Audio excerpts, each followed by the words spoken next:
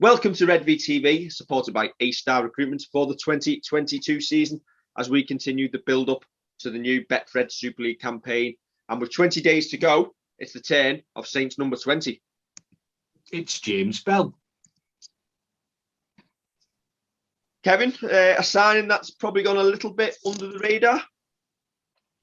Yeah, I mean, I'm going to profess to not knowing an awful lot about James Bell.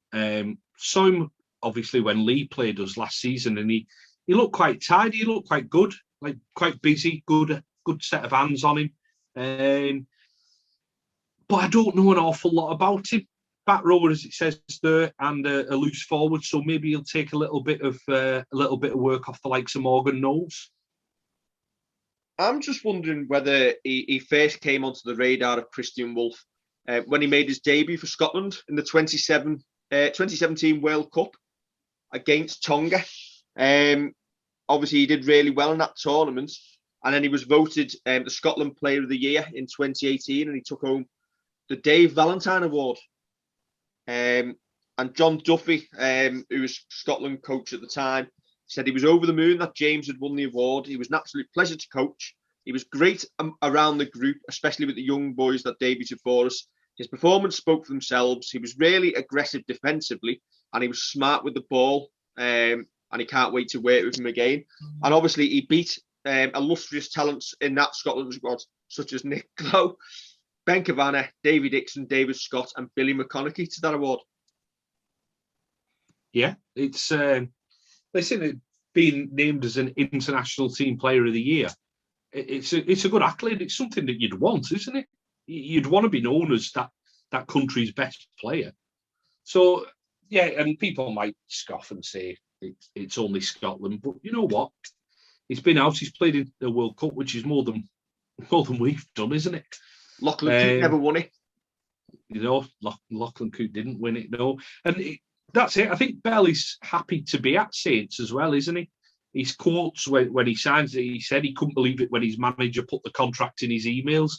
It's the opportunity he's been waiting his whole career for. Now, that to me says he really, really wants to be at the club, doesn't he? Sounds like he had the same agent as Alex Walmsley when he got his first contract put in front of him. You should have negotiated.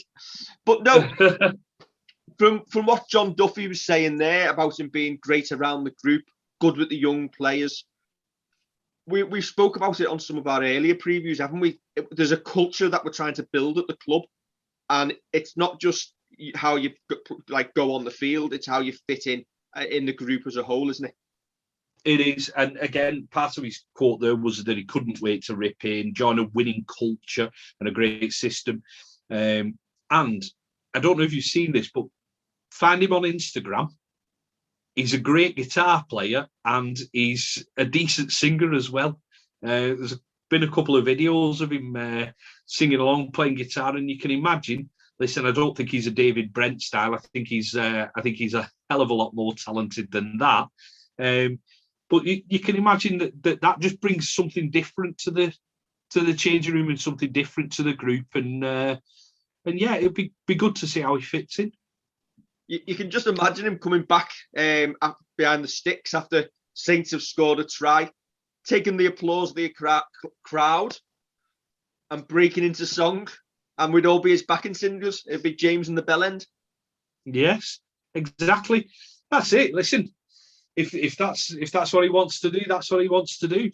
Listen, he can be our conductor any time, can't he?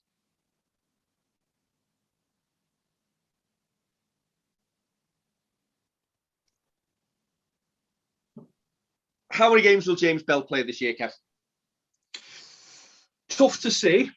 We've got obviously the kind of weekends where we've got to back up, and you can imagine that he'll get games around there. With Morgan Knowles and having his surgery in the off season, he may well get a little bit of game time at the start of the season, grab hold of that shirt and keep it. We don't want to turn around and say too much about other players having injuries, but we know Kurt Sirenen has had injury problems. If his body lets him down, then that could be an in for James Bell as well. although obviously we hope Kurtz has got past that and he's great for us in the coming season, and we'll cover that when we do Kurtz's profile. Don't know what you reckon. Dozen, 15, possibly more if we start rotating the forwards, because we've got such a depth of second rowers there. I would suggest James Bell's competition this year for a place is him against Joe Baxley.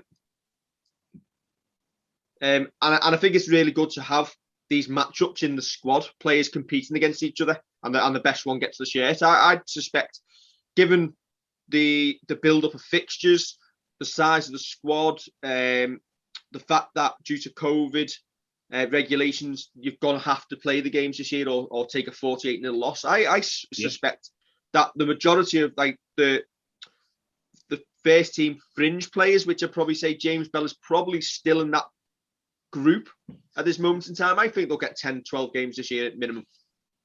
Yeah, I think possibly more. I do, because if you think like an interchange bench, it might be some weeks that we go with a big bench.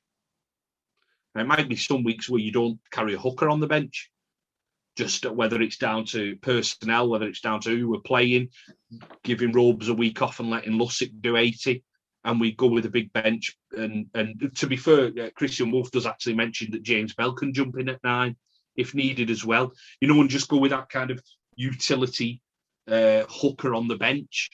So possibly more. I've possibly been unfair with a dozen to 15, because he might, again, that utility value that he will bring, that will stand him in very good stead.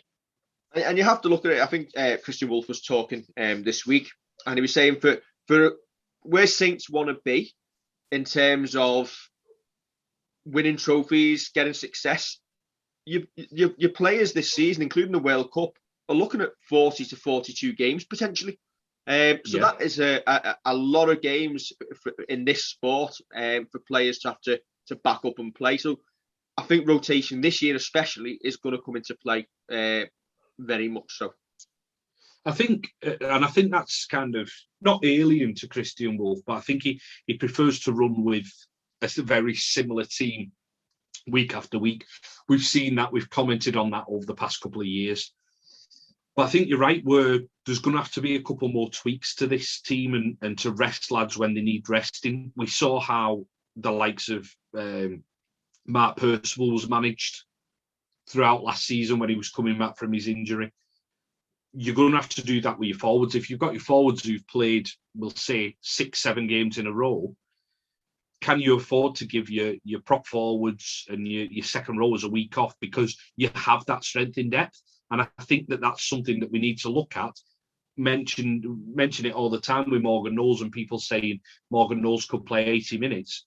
Do you want him playing 80 minutes? We'll say on a bit of a glue pop pitch away at Wakefield, away at Castleford, Hull KR, anywhere. I mean, you can even throw Wigan or Warrington if it's one of them pitches that's kind of just churned up that little bit. Do you want him playing that? No, you want the likes of James Bell coming on and being able to do 40 minutes and take over from him, or you want to be able to give him the week off and James Bell being your starter. And we're starting to put together the squad that can do that. Okay, so that's number 20, James Bell, done and dusted. Kevin, back tomorrow? And it's not 19 forever, is it? Only tomorrow. Don't forget to like, share and subscribe. Catch you soon.